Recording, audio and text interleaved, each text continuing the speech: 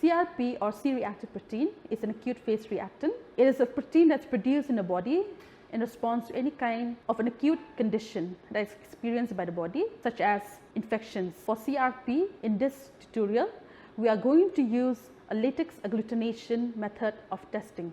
In the test kit, you will be provided a slide.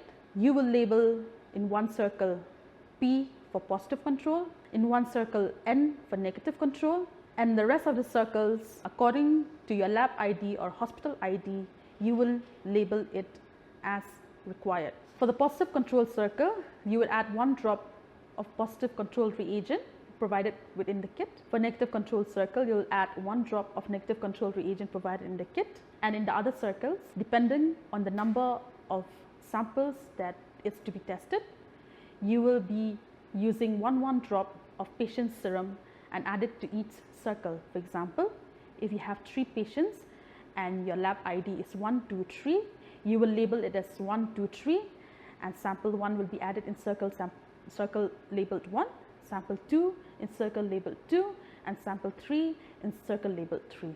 Next, you will take the latex reagent and add 1 drop each of latex reagent to the positive control, 1 drop to the negative control, and 1 drop each to the sample 1, 2, and 3.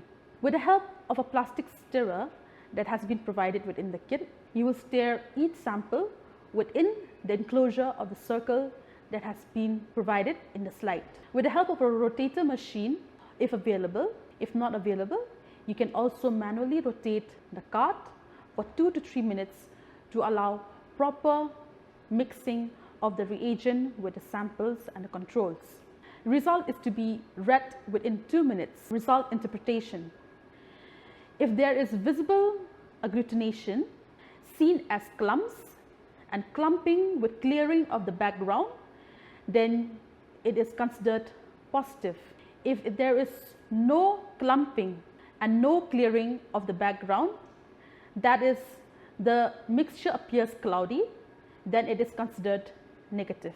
You can also compare the clumping with the positive control and the negative control. For valid tests, visible clumping should be seen in the positive control and no clumping should be seen in the negative control.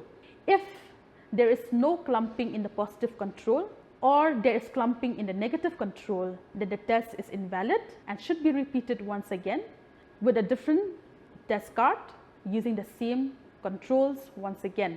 If it keeps on continuing to show the same result, then the test kit may have expired or the test reagent may have been damaged.